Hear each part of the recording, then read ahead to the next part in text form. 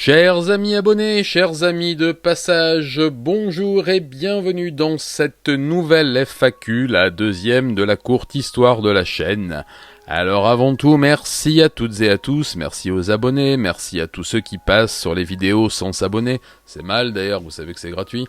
Merci à tous les membres de l'unité Satsujin d'être toujours là pour moi, je serai toujours là pour vous, croyez-le bien.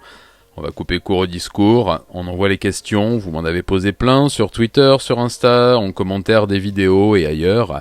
Alors c'est parti pour la FAQ des 20 000. Alors, première question de Amonidou, Amodinux, je ne sais pas comment on prononce, Amonidou.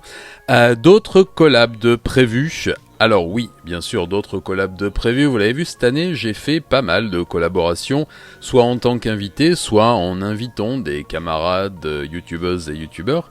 Et je dois bien avouer que j'aime bien ça, en fait, confronter des styles, confronter non, mais mettre côte à côte deux univers particuliers, deux univers différents. J'ai adoré faire ces collaborations cette année. La grosse collaboration pour le petit Satsujin 30e édition a été quelque chose que j'ai adoré faire. Je pense que les copines et les copains que j'ai invités ont pas détesté non plus. Donc à refaire. En tout cas, oui, il y a d'autres collaborations de prévues pour cette année, pour la rentrée. Alors je dirais pas avec qui, parce qu'il y a toujours une espèce de secret comme ça qui plane. Et si jamais vous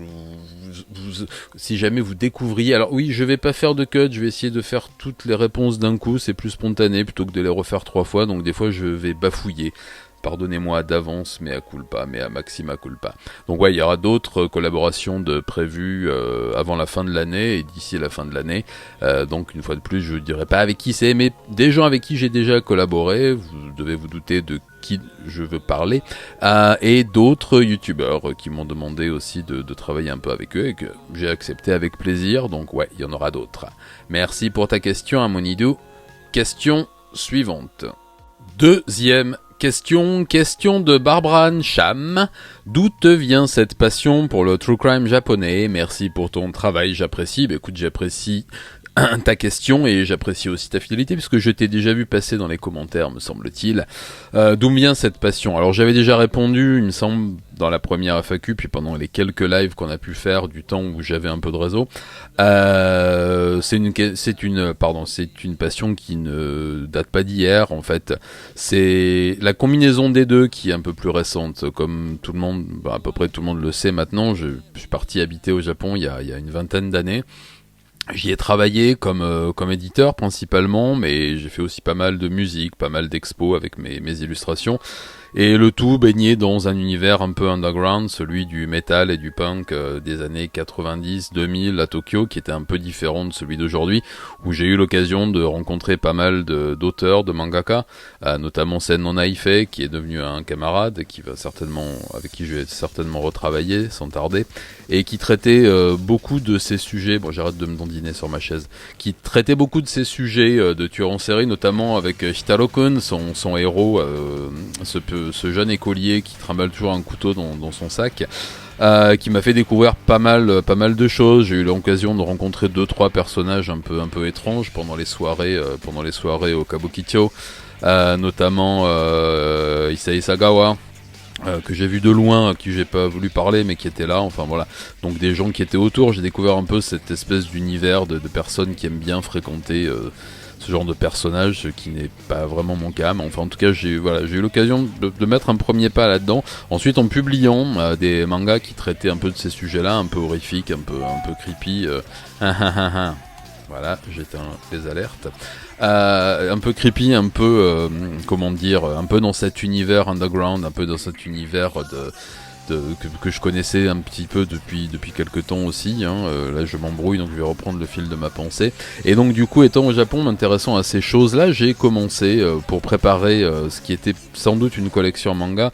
Je savais pas encore si ça allait en être une ou pas, ou si j'allais le traiter juste moi pour écrire quelque chose. Et il y a 7-8 ans à peu près, j'ai commencé à vraiment me plonger un peu plus dans les faits divers, dans tout ce qui arrivait et qui pouvait me toucher et toucher le pays. Et puis j'ai pensé peut-être à les compiler, à les chroniquer quelque part. C'est comme ça que l'idée d'écrire un livre là-dessus, parce que je l'ai chroniqué déjà un petit peu sur un blog, et puis comme ça, j'avais fait 2-3 articles aussi pour des journaux, et je me disais que c'était bête de survoler les sujets, alors que je pouvais peut-être les creuser un peu plus, et puis en tirer peut-être quelque chose de plus complet. Voilà, donc l'idée du livre est arrivée, et puis petit à petit j'ai repris contact, voilà, avec des mangaka avec qui j'avais travaillé, avec des amis aussi à Tokyo, dont un qui travaille dans la police, et puis qui m'a un peu aiguillé sur cette voie. Enfin, en tout cas, maintenant, oui, c'est devenu plus qu'une passion. Maintenant, c'est mon travail, en tout cas, et j'adore ce travail. Je changerai pour rien au monde maintenant. Donc voilà l'origine de cette passion, et puis il faut dire que c'est quelque chose qui ne s'arrête jamais. Je veux dire, chaque jour quand j'ouvre un journal ou quand je regarde les infos, j'ai de la matière, l'âme et la saloperie humaine est sans limite et me donnera du travail, je pense, jusqu'à la fin de mes jours. Voilà, merci pour ta question Barbara Ncham, j'espère que j'ai pu répondre. Alors maintenant, question suivante. Ah oui, je sais, je bois du Pepsi. Eh oui, mais seuls les anciens comprendront, mais c'est le choix de la nouvelle génération. Alors, question suivante. Fabien DMNG, un fidèle parmi les fidèles. Est-ce qu'il y a des affaires qui ont plus marqué ta famille que d'autres, côté français et japonais ? Oui, très certainement, pardon. Si je ne devais parler que de ce qui moi m'a marqué, ce serait certainement différent de ce qui a pu marquer, ma belle famille et ma famille. C'est certainement, même sûrement, parce que j'en ai parlé à maintes reprises avec eux pendant que j'écrivais, pendant que je faisais mes recherches et pendant que je tournais la vidéo sur Aomu Shinrikyo. C'est une affaire qui a marqué durablement le pays, et j'ai eu du mal à échanger en fait avec eux là-dessus, parce que tout le monde a été touché de près ou de loin, hein. Tout le monde a forcément connu, soit dans sa famille, soit chez ses amis, chez ses voisins, quelqu'un qui a été touché par cette histoire, et ça a marqué durablement. C'est vrai que j'ai eu du mal à avoir des échanges, des conversations là-dessus, essayer de savoir ce qu'eux en pensaient, ce qu'ils en avaient vécu, comment ils le ressentaient, etc. Ça a été plus facile pour d'autres faits divers, tout aussi violents pourtant, même peut-être plus pour certains, quoique c'est compliqué, mais bon. Mais c'est une affaire, ouais, Aomu Shinrikyo, ouais, c'est quelque chose qui a vraiment marqué les esprits, et les gens veulent pas en parler. Je sais que même j'ai eu des proches qui m'ont dit que je devrais peut-être pas parler de ça, parce qu'il y en avait encore en liberté, et que c'était dangereux. Bon, a priori, c'est juste un reste de bande d'allumés qui essaient de se persuader qu'ils ont encore de l'importance, mais heureusement c'était terminé. Donc c'est vraiment une affaire qui a marqué.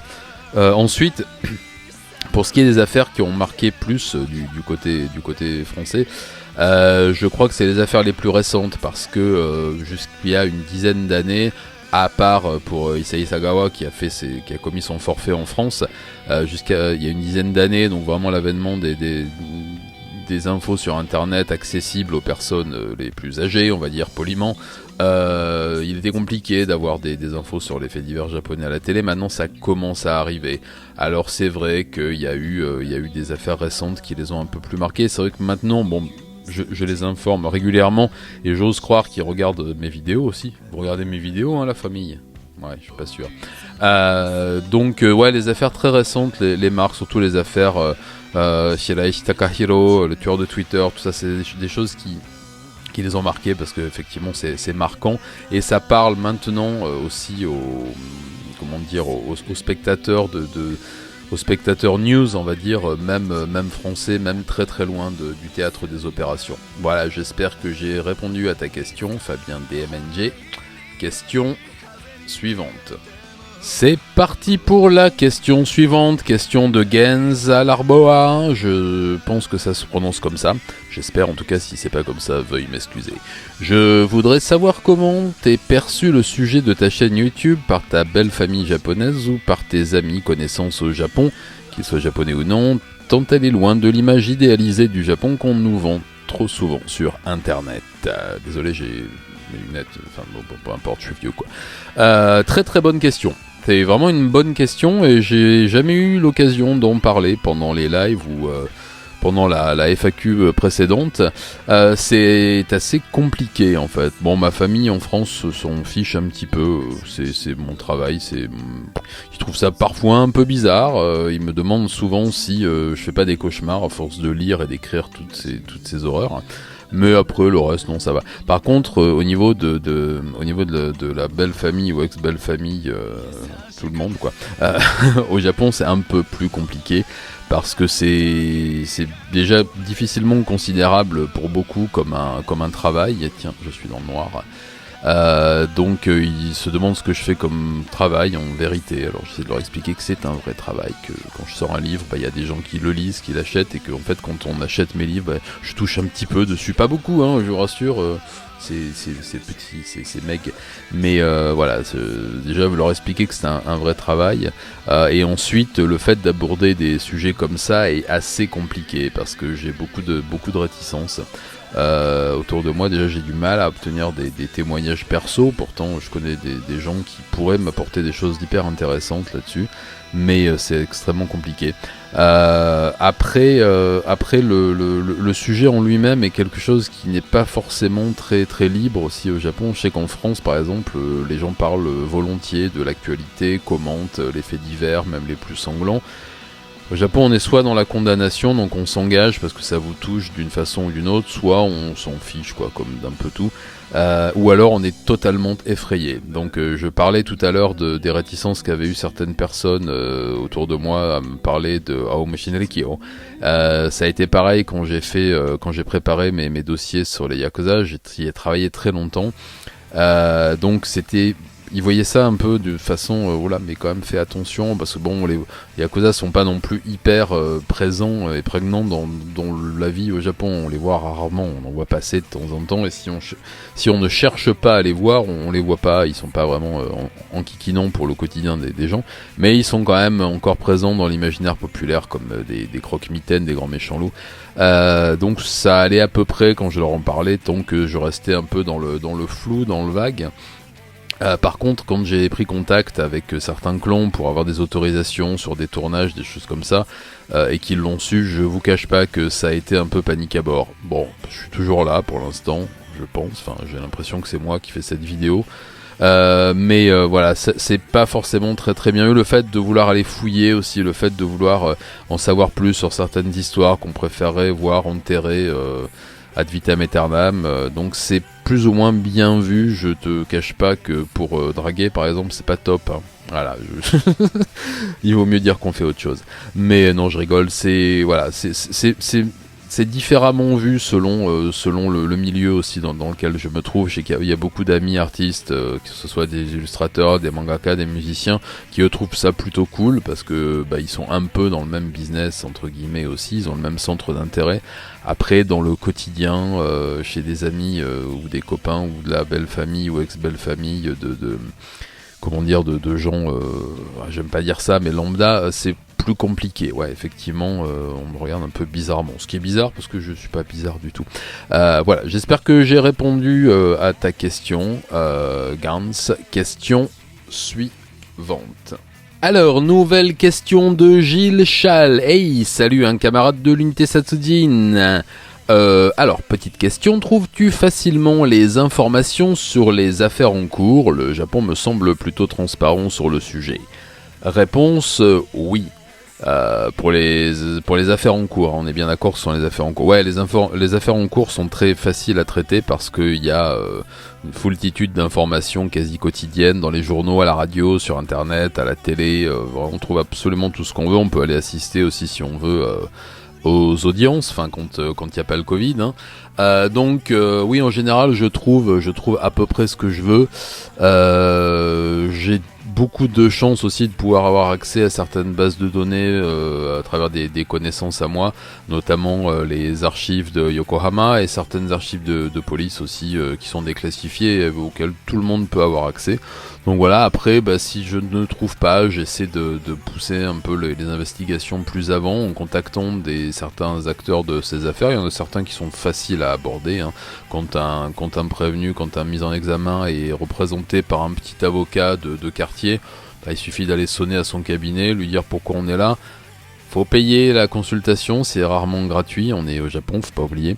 Mais après, oui, on peut avoir accès. Alors, il vous donnera pas les infos top secrètes, hein, mais il vous donnera un petit aperçu des avancées, des choses comme ça. Ça m'est arrivé deux fois de faire ça. Bon, tant pis, ça m'a coûté des sous, c'est comme ça. Donc ouais, c'est tout à fait facile. Et t'as raison, le Japon est assez transparent sur le sujet, même parfois un peu trop. Il y a beaucoup d'affaires qui sont ultra médiatisées pendant un mois ou deux, le temps de l'instruction ou le temps des investigations, et parfois on trouve même tellement d'informations qu'on a du mal à savoir lesquelles sont vraies, lesquelles sont fausses. Il y a beaucoup de rumeurs qui viennent là-dessus. Je me suis rendu compte, mais en France, hein, c'est pareil, et dans tous les pays du monde, je pense, que la rumeur faisait sans doute pas mal d'ombre à la véritable information sur les grosses affaires en cours. Donc ouais, les informations des affaires en cours sont assez faciles à trouver. Par contre, celles sur les histoires très anciennes, qui ont, on va dire, celles d'avant-guerre, là c'est une autre paire de manches, mais on en avait déjà parlé, j'en reparlerai certainement un de ces jours. Et pourtant, c'est celle que je préfère traiter, les vieilles affaires. On va savoir pourquoi, j'aime la difficulté. Voilà, j'espère que j'ai réussi à répondre à ta question, Gilles. Question suivante. Allez, en piste pour une nouvelle question de Guylaine Lindemann, à qui j'avais répondu plusieurs fois sur certains sujets. Je lis ta question, enfin une partie de ta question, le reste un commentaire. Alors, qu'est-ce qui vous a amené à vous intéresser au meurtre de ce pays ? Je pense que vous parlez la langue. Qu'est-ce qui vous a attiré vers cette voie ? Je pense avoir compris que vous aviez des origines alsaciennes comme moi du côté de mon père et Lorraine du côté de ma mère. Ok, je vais garder la fin du message qui est plus personnel. Bon, je crois que j'ai déjà un petit peu répondu à cette question.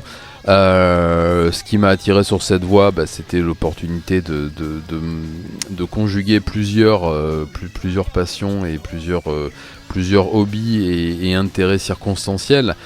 Pour ce qui est des origines, on me l'a souvent demandé. En fait, c'est un peu compliqué. J'en avais parlé pendant un live. Je crois que c'est celui avec mes enfants d'ailleurs, qui eux, c'est encore un micmac encore plus. Oui, j'ai des origines un peu partout en Europe en fait. Donc j'ai une partie de ma famille allemande qui s'est installée en Alsace à l'époque où ça leur appartenait. On va éviter de parler de ça. J'ai des origines d'un peu partout, d'Europe du Nord, d'Europe de l'Est, d'Europe de l'Ouest, d'Écosse, d'un peu partout. Écoute, j'espère que j'aurai répondu à ta question. Je vais répondre rapidement, mais sinon tu n'as qu'à écouter les réponses avant. En tout cas, merci beaucoup Guylaine pour ta question. Question suivante. Et une nouvelle question. Alors, question de Kaiser Soze. Oui, j'arrête pas de remettre ma casquette parce qu'elle tombe comme ça, c'est très énervant. Voilà. En fait, non, tout le monde s'en fiche, quoi. Question de Kaiser Soze. Depuis combien de temps tu es au Japon et la raison qui t'a poussé à aller dans ce beau pays ? LOL. Merci pour ta question, Kaiser Soze. Quel terrible pseudo. Depuis combien de temps ? Ça fait 23, 24, je sais plus. Enfin, fin des années 90. Même si là, je suis pour quelques jours encore en France, puisque je sais pas si on va le voir, j'ai un petit pansement. Ouais. Ça y est, j'ai eu ma deuxième injection, donc logiquement, je suis apte au service. Je vais pouvoir rentrer à ma maison. Voilà. Donc oui, ça fait 24, 25, je sais plus, enfin fin des années 90. Ce qui m'a poussé à aller là-bas, l'envie tout simplement de partir dans un pays qui m'avait séduit. Après, j'ai une histoire familiale aussi qui fait que des gens y sont allés par le passé. Il y avait pas mal d'objets qui venaient du Japon à la maison. Il y avait des choses, des récits de voyage, des lectures que j'avais quand j'étais enfant. Et puis à 7-8 ans, je me suis dit tiens, c'est là-bas que je voudrais aller quand je serai grand. Donc j'ai fait des études qu'il faut pour partir là-bas, c'est-à-dire que je voulais travailler dans le monde de l'art, de l'animation, de l'édition, je savais pas trop. Donc après les beaux-arts et après un petit peu de post-diplôme, je suis parti m'installer là-bas parce que j'avais envie d'y être. Je savais pas si ça marcherait, j'étais déjà allé en vacances et je me disais que c'est là qu'il faut que je sois, pour beaucoup de raisons. Pas forcément les mêmes, celles que vous pouvez imaginer, mais bon. Et puis une fois là-bas, je me suis dit que je pourrais pas être ailleurs, quoi. Donc pendant 10 ans, j'ai quasiment pas quitté le territoire parce que j'avais pas envie. Étant devenu papa d'enfants qui naviguent un peu entre les deux cultures, je reviens on revient pas mal en France parce qu'ils ont envie aussi d'être en France, au Japon et en France, c'est leurs deux pays, ils ont un pied sur chaque continent, donc bah papa y suit, voilà. Et puis bah je déteste pas venir ici, même si là j'en ai marre, là je voudrais rentrer à ma maison. Donc voilà, ce qui m'a poussé à aller là-bas, c'est un peu tout si tu veux, c'est le fait de se dire quand on est là-bas qu'on ne voudrait pas être ailleurs. Alors il y a beaucoup de gens qui tentent l'expérience, et c'est souvent ce que j'ai constaté. Soit on déteste, soit on adore, et dans ces cas-là, ben, on a envie d'y aller ou de ne plus jamais y revenir. Ben moi, j'ai décidé de m'y installer et de ne plus jamais aller ailleurs. Enfin, en tout cas, c'est là-bas que je voudrais laisser mes os, comme disait l'autre. En tout cas, Kaiser Soze, merci pour ta question. J'espère que j'y ai répondu. Question suivante.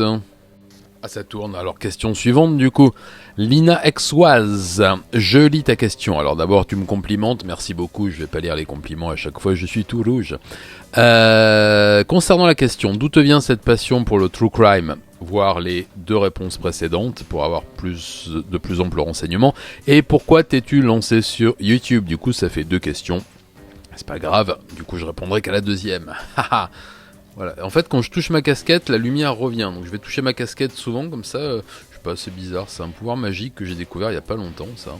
J'en avais déjà pas mal, des pouvoirs, mais celui-là, il est nouveau. Bonne continuation et encore bravo. Mais écoute, merci à toi et encore bravo de continuer à me suivre. J'espère que, que tu resteras fidèle. En tout cas, pour la question, pourquoi tu t'es lancé sur YouTube? Alors j'en ai un peu parlé pendant un live, je vais ralentir le débit. Ça a été vraiment un hasard total. Je comptais pas du tout me lancer sur YouTube. J'ai fait la première vidéo sur YouTube qui était celle sur Furuta Junko pour tester justement les chapitres du livre que j'étais en train d'écrire et savoir si c'était des histoires qui pourraient plaire et intéresser un public occidental, français en l'occurrence, enfin francophone, pardon les amis. Et puis bah, j'ai fait cette vidéo, voilà, bon, mais le montage, tout ça je connaissais un petit peu, j'en avais fait il y a très longtemps, à l'époque où j'étais étudiant en art, mais bon, à l'époque c'était colle, ciseaux, bande montage, bande magnétique, c'était une autre paire de manches. Du coup, quand je me suis remis là-dessus, je me dis, ah, tiens, c'est quand même plus facile, enfin bon, on s'en fiche, c'est ma vie de boomer ça. Donc j'ai fait cette vidéo que j'ai lancée, j'ai créé une chaîne, je me dis, tiens, je vais parler de meurtre, comment je pourrais l'appeler? Satsujin, ça veut dire meurtre, hein, ouais, c'est bien ça, ouais, donc on va l'appeler Satsujin, ouais, c'est une bonne idée. Puis maintenant, c'est un peu un nom qui me colle à la peau, que j'aime beaucoup. D'ailleurs, si vous aimez les t-shirts Satsujin, non, je vais pas faire de la retape, sinon on va encore me lancer des tomates virtuelles. Donc voilà, je comptais pas du tout m'y lancer, j'ai fait ce test qui a pas mal plu, puisque bah, j'ai vu du monde qui regardait cette vidéo, des commentaires qui me disaient ah c'est super intéressant, tout ça, tu devrais faire d'autres vidéos. Et puis bah je me suis dit pourquoi pas. Et puis voilà, puis la suite vous la connaissez, hein, Covid, tout le monde à la maison, la chaîne d'école, moi aussi, c'est bizarre ça, enfin bon, voilà, donc voilà pourquoi je me suis lancé sur YouTube, et puis je comptais pas faire ça, hein, quand j'étais jeune, je me disais pas, bon ça existait pas après, je me disais pas tiens, quand je serai grand je serai youtubeur, mais maintenant je suis extrêmement content d'être là, parce que je rencontre plein de gens super bien, super gentils, super cool, que ça soit les abonnés, les membres de l'unité et puis beaucoup de camarades youtubeurs aussi où j'ai vraiment rencontré des gens très très très très cool, d'autres un peu moins, mais beaucoup de gens très très cool. Et donc du coup bah, maintenant que j'y suis, que je suis lancé comme tu dis, ouais je trouve ça très très bien. En tout cas merci pour ta question et comme on dit dans ces cas-là, question suivante.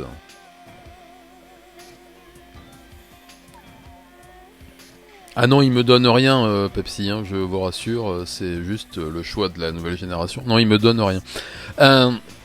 Question de Manon Noir. Y a-t-il des affaires qui ont été plus faciles à traiter que d'autres et que penses-tu des condamnations au Japon? Sont-elles suffisantes ou pas? Très bonne question. Tiens, attention, je touche la casquette, la lumière revient. Voilà, ah, c'est magique, la technologie, ou la magie. Ouais, il y a eu des... Oui, pardon, faut pas dire ouais. Il y a eu des affaires qui ont été plus faciles à traiter que d'autres. Une fois de plus, ce sont les affaires les plus récentes qui sont les plus faciles à traiter. Parce qu'on trouve énormément de documents, on trouve, c'est de l'actualité, hein, donc chaque jour on arrive à trouver à peu près ce qu'il faut pour faire un dossier assez complet. Des affaires assez classiques, entre guillemets, c'est-à-dire des affaires des années 70-80 qui ont eu un fort retentissement médiatique, on arrive à trouver des choses. Par contre... il y a des affaires, on va dire, plus ou moins récentes, enfin contemporaines, de la fin du XXe siècle qui sont pas évidentes à traiter parce qu'on a l'impression qu'on a voulu mettre la poussière sous le tapis et on trouve très très peu d'archives. Les archives vidéo, il faut aller les chercher et les payer dans certains centres d'archives et elles sont vraiment pas complètes, comme si voilà, il y avait des affaires qui dérangeaient plus que d'autres. Si vous avez vu toutes mes vidéos, vous savez desquelles je veux parler, pardon.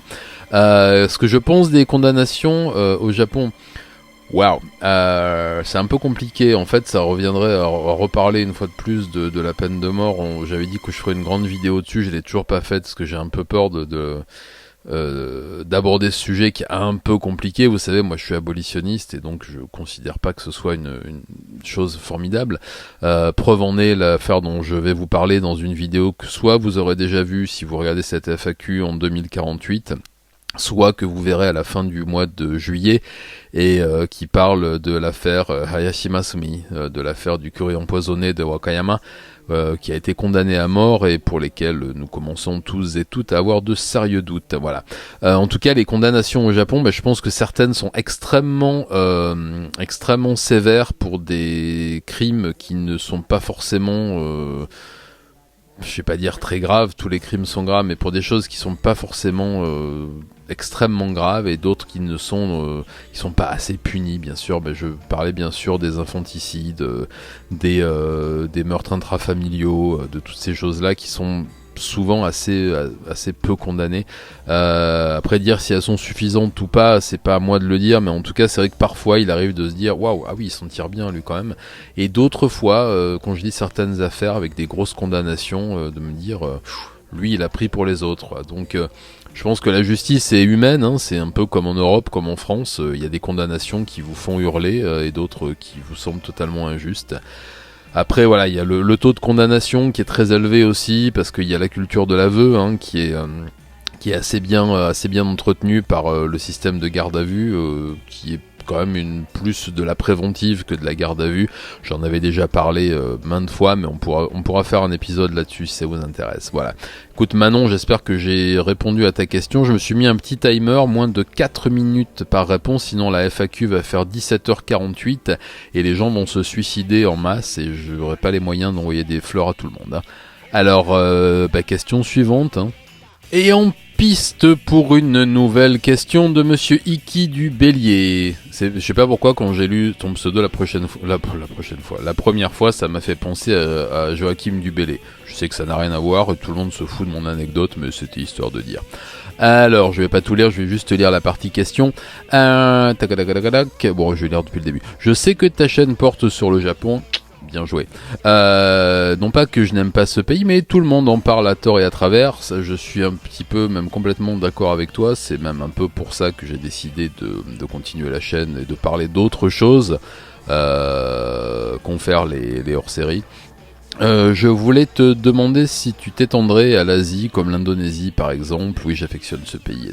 Écoute, non, parce que je m'y connais pas assez. C'est des pays que j'ai visités en vacances ou un peu plus des fois pour le travail, mais je ne me sens pas la légitimité et la capacité de parler d'affaires qui auraient lieu en Indonésie, en Malaisie, au Vietnam, je sais pas, en Thaïlande, en Chine, en Corée, parce que c'est certains de ces pays que je connais un peu pour y avoir séjourné, mais pas assez pour pouvoir en parler, et puis c'est une question de légitimité, c'est tout. Il a fallu que j'attende d'avoir 50 balais pour me sentir relativement à peu près légitime pour parler de choses comme ça, et surtout pour écrire, parce que j'ai une haute opinion de l'écriture, et pour moi le fait de sortir un livre ne fait pas de toi un écrivain, comme le fait de sortir des vidéos de true crime ne fait pas de toi un criminologue, ce que je ne suis pas. Voilà, je prétends juste commencer à avoir la prétention d'être un peu un auteur, mais il a fallu que j'attende d'avoir 50 ans pour me sentir une légitimité là-dessus, et sur le Japon parce que je venais d'y passer 20 ans. Donc alors imagine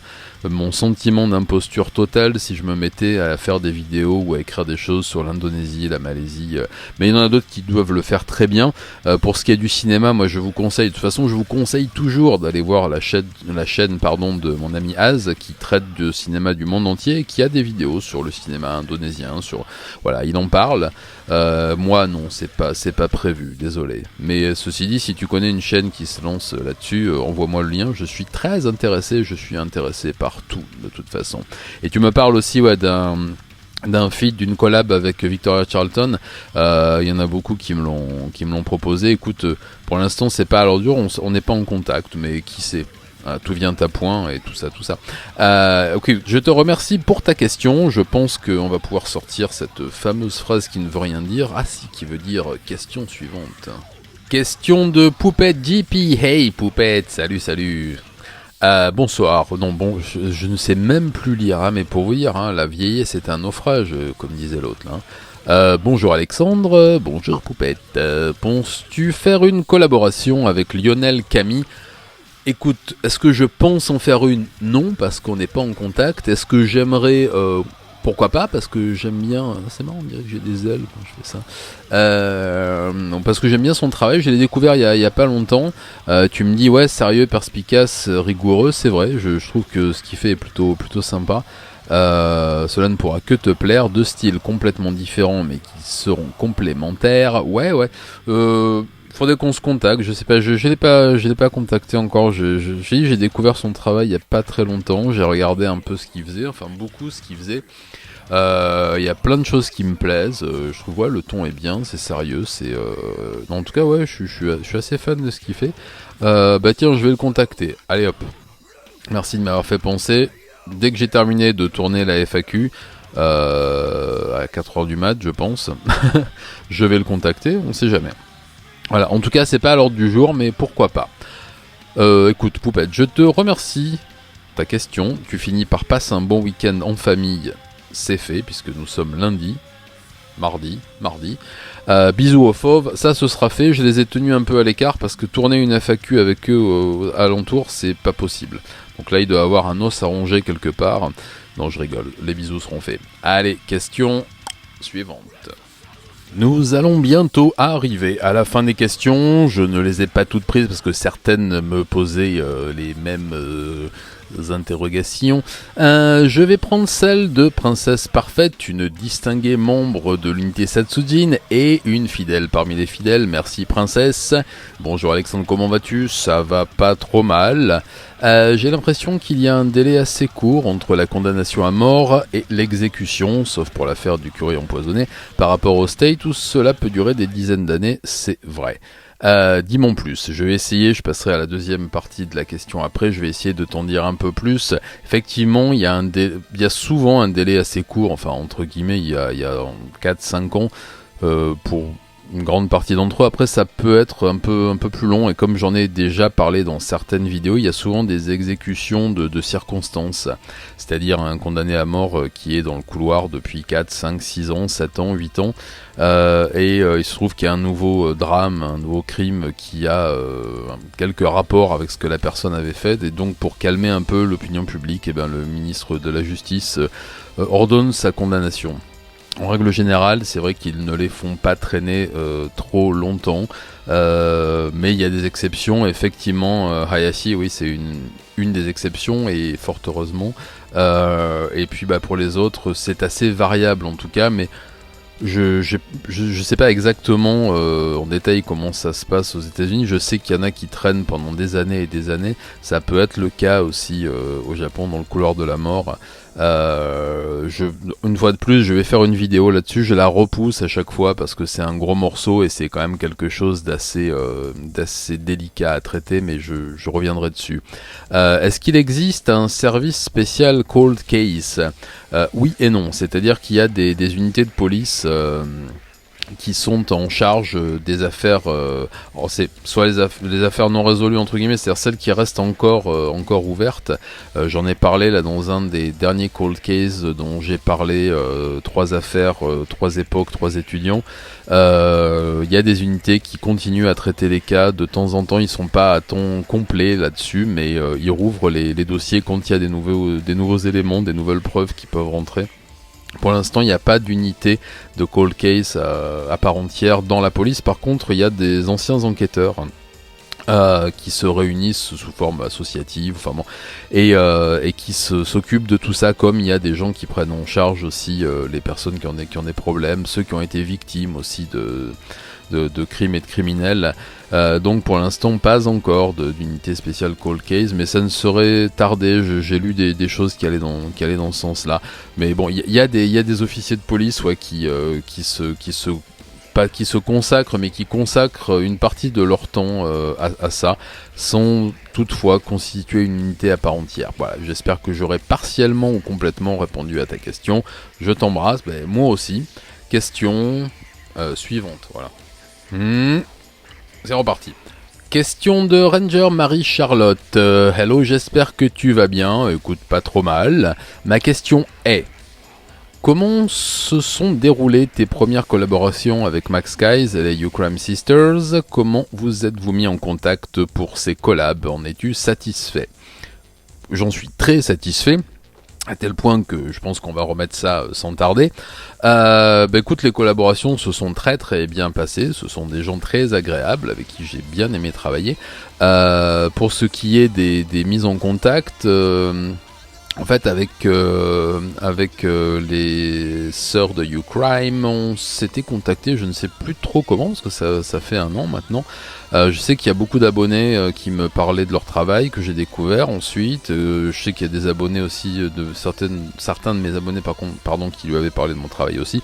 Je crois que c'est moi qui les avais contactés en premier, ou qu'on avait mis ou qu'on s'était peut-être parlé au début à travers des commentaires sous nos vidéos. Enfin voilà, ça avait commencé comme ça, mais en tout cas c'était une chouette expérience, c'était assez sympa. Pour Max Skies, écoute, ça s'est fait il y a quelques mois déjà. C'est lui qui m'avait contacté parce que il voulait faire une vidéo sur Miyazaki Tsutomu, et il avait besoin d'infos, de documents, de choses comme ça, et il avait très gentiment contacté. Et ça s'est bien passé, on a discuté, et puis on a sympathisé, et puis j'ai découvert que c'était un garçon absolument charmant, très sérieux, et puis avec qui je m'entendais très bien. Donc on a fait cette première petite collab, ensuite une deuxième petite, ensuite une troisième un peu moins petite, et puis la dernière là qu'on a fait sur My Way, qui était plutôt chouette. Et il y en aura d'autres, ouais, bien sûr. Ça s'est bien passé, donc il n'y a pas de raison. Penses-tu faire d'autres collaborations avec des youtubeurs de True Crime tels que Lee, Victoria Charlton, Restons prudents, Regarder après minuit et tant d'autres? Oui, c'est prévu, bien sûr. Oui, j'en ai parlé en tout début de FAQ. Pourquoi je me dandine sur ma chaise? Non, on dirait que j'ai envie de faire pipi. C'est pas vrai? Ah si, peut-être. Ouais, il y aura d'autres collaborations. À Regarder après minuit, on a déjà fait une petite... Je vais arrêter de bouger là. Ouais. On a déjà fait un petit quelque chose là pour la vidéo pour la 30e édition de Petit Satsujin. Et puis il y aura d'autres choses, je pense, avec elle. C'est pareil, j'aime bien Sophie, elle travaille très bien. J'aime bien ses vidéos, j'aime bien le ton qu'elle a, tout ça. Donc c'est oui, certainement. Et puis Restons prudents peut-être. Oui, j'en ai parlé.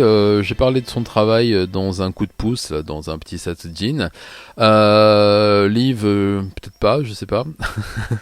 J'en sais rien. Et puis Victoria Charlton, je l'ai dit tout à l'heure, on n'est pas en contact, mais on pourrait l'être dans un futur proche, pourquoi pas. Je découvre aussi son travail en ce moment que je connaissais pas si bien.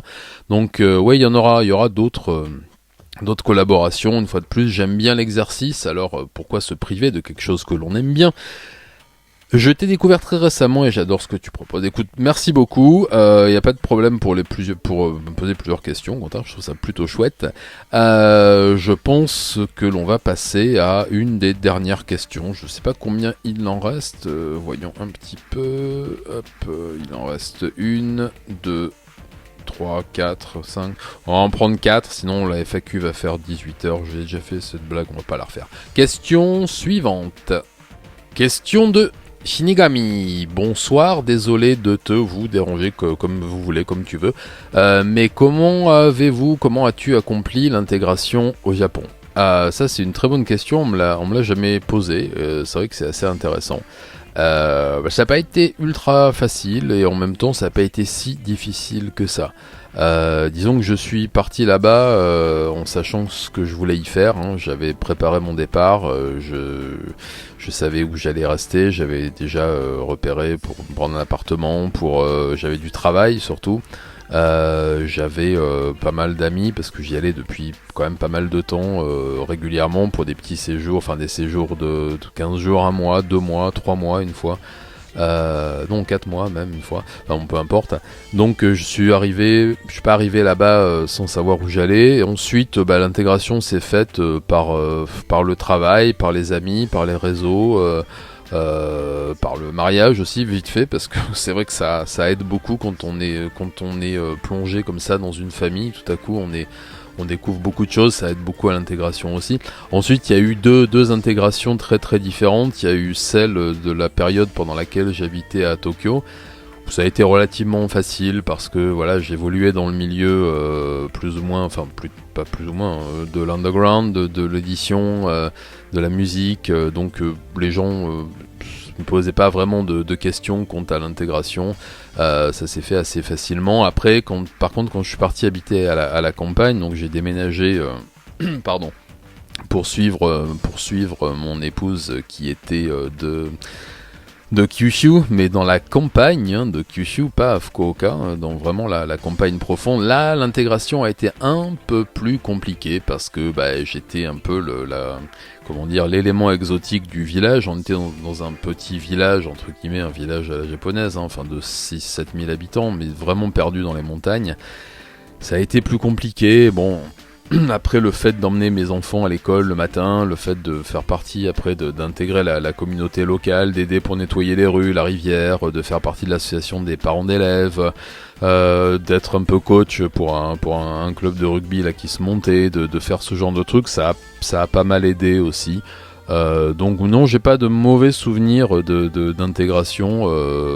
Si, à part l'anecdote que j'avais déjà racontée dans une FAQ où je me suis fait casser la bouche par des super nationaux skinhead là, à Tokyo, à Ikebukuro no Mori, quand je me baladais avec ma petite amie. Bon, c'était anecdotique, mais non, sinon l'intégration s'était vraiment bien passée. Mais j'ai l'impression que toi aussi tu vis au Japon. Alors écoute, dans les commentaires, dis-moi comment la tienne s'est passée. En tout cas, merci pour cette question, c'était assez intéressant. Ça m'a permis d'aborder un sujet que j'avais pas encore abordé. On pourra en parler plus longuement pendant un live d'ailleurs. Shinigami, merci beaucoup pour ta question. Question suivante. Et nous prenons maintenant une question de Thouser75, un éminent membre de l'unité Satsujin, merci à toi. Alors déjà un énorme, avec plein de majuscules, et ça c'est cool, bravo pour ton travail, écoute, avec grand plaisir, un énorme merci aussi d'être toujours là et puis de soutenir la chaîne. Penses-tu un jour faire une émission hors sujet sur le milieu du métal au Japon, en gros des groupes que tu conseillerais, l'état de la scène métal dans ce beau pays qui est le tien? Oui, c'est prévu. J'ai déjà un peu commencé là, avec le hors-sujet sur Zombie Lolita. Je vais en faire, ce sera peut-être pas un hors-sujet, je sais pas, ce sera peut-être... je sais pas, j'ai pas encore défini le truc, mais étant donné la sortie de la compile Satsujin OST, avec beaucoup de groupes metal dessus, je pense en parler dans une vidéo dédiée, je sais pas encore. En tout cas, oui, je vais en parler, avec des conseils de groupe, peut-être même des petites interviews, je sais pas. En tout cas, étant donné que les lives reprennent, bon, au Japon, ils se sont jamais vraiment arrêtés, quoique c'était un peu compliqué. Peut-être même faire du live report, enfin, ça pourrait se faire, sachant que je vais profiter de ta question pour rebondir sur un sujet qui c'est pas vraiment un autre sujet, mais bon, il y a de fortes chances à hauteur de 90% pour que j'ouvre une chaîne secondaire sur laquelle je parle plus de Way of Life, c'est-à-dire de petits reports à Tokyo sur des endroits cool, sur des brasseries de Nihonshu, sur... oh là là, la lumière, c'est... Je vais retoucher ma casquette. Ah voilà, c'est ultra magique ça. Waouh, faut que je fasse breveter ce machin. Et donc voilà, je parlerai certainement de musique aussi, de live, de super magasins de vinyle que je connais aussi, et puis d'autres choses. Voilà, je suis en train d'y réfléchir depuis un moment, parce que c'est vrai que parfois ça m'embête un peu de glisser des vidéos qui ont rien à voir sur la chaîne Satsujin, qui est quand même à la base censée traiter d'affaires criminelles.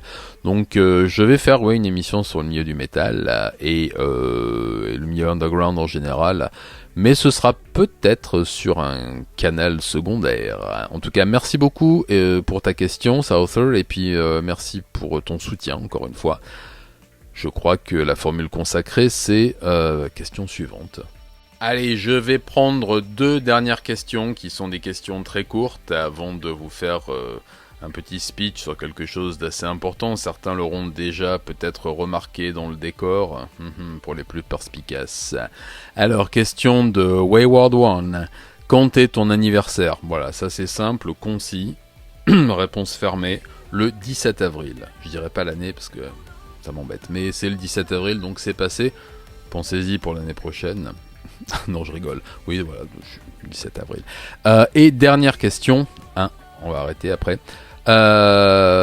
Super. Question de Anders Dandelion. Une fidèle parmi les fidèles. Bravo. Écoute, merci, bravo aussi. Ma question sera simple. C'est génial pour finir. J'espère que toi et tes petits bouts pourrez rentrer chez vous matinée. Écoute, oui. Et oui, ça y est. J'ai eu la 2e injection magique.